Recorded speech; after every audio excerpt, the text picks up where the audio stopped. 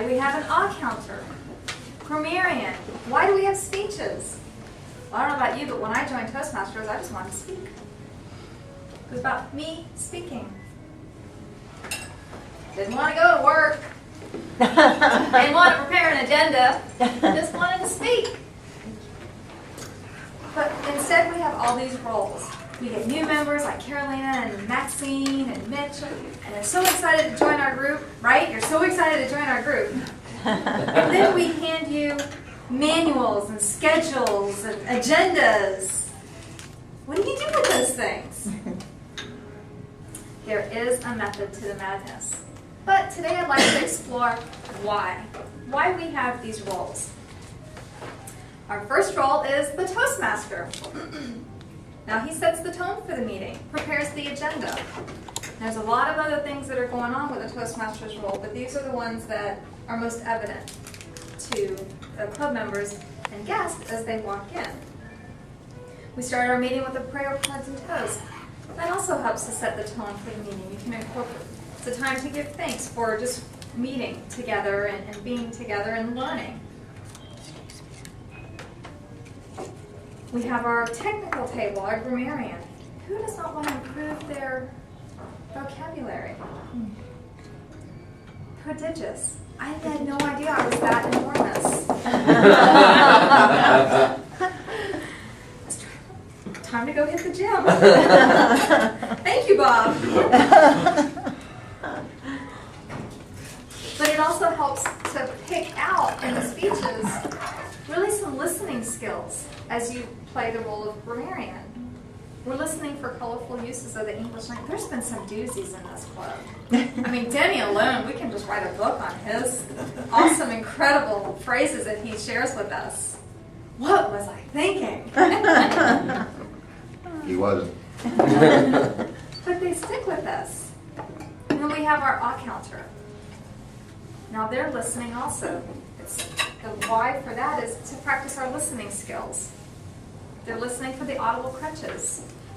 The curse of Toastmasters, for those of you who are new, it will be painful for you to sit through a presentation. Somebody, let's say on TV, a politician, where or ah is every third word. Yes. You start counting. It's ridiculous. Now that's not the reason for the why in ah counting, but it does help us create awareness. Now I'd actually like to submit to the club, since I'm here at the lectern, that as a new rule, the ahs can only be counted if the bell is dinged.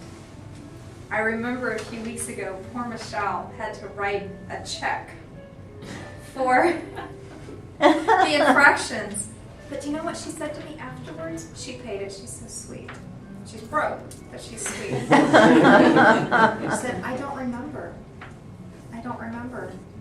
saying that as often as I did. I might remember a few, but that bell creates awareness instantly, or a ding on the glass.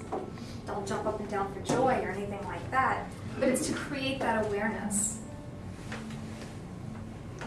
We have timers. We have a timer. In speaking roles, you might be invited to come to a presentation for a chamber or a Rotary or at a different organization. If they ask you to speak for 10 minutes and you speak for 20, do you think you're going to be invited back? No. Every meeting usually has an agenda. It's important to stay within time, so it encourages us to practice. And speaking of practicing, we have our speeches. Practice, practice, practice. Roxy went through that perfectly. I don't even need to add to that. She's right, speak from the heart. We have our table topics. The fear of all of us. But that's not the reason why. It's not here to instill fear.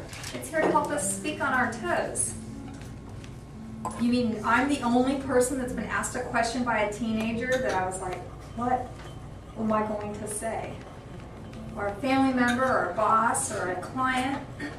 It really does help you materialize information out of nothingness. Who's the boomerang? Because that's really good. So we have our table topics master. Now, why do we have evaluators? When I first started speaking, I felt like I was having an out-of-body experience. I'd come here to the lectern, I'd give a great speech. Of course. Sit down, wouldn't remember a thing. And that evaluator would bring the information back to me, tell me about my mannerisms, tell me about my tone, tell me about my pace. The evaluators are so important.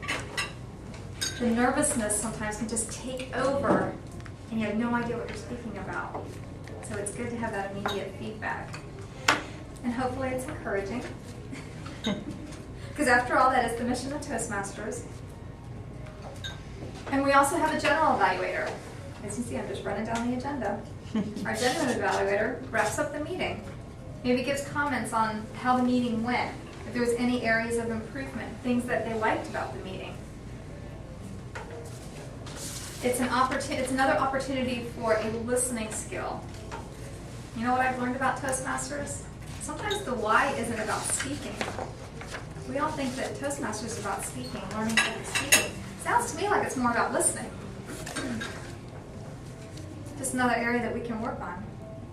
Well, hopefully by going through the whys of each role, as we have in our meeting, I've created a better understanding of why these roles are inside of Toastmasters. Because the mission is to foster a beneficial, encouraging, and supportive environment. And I know that we have that here.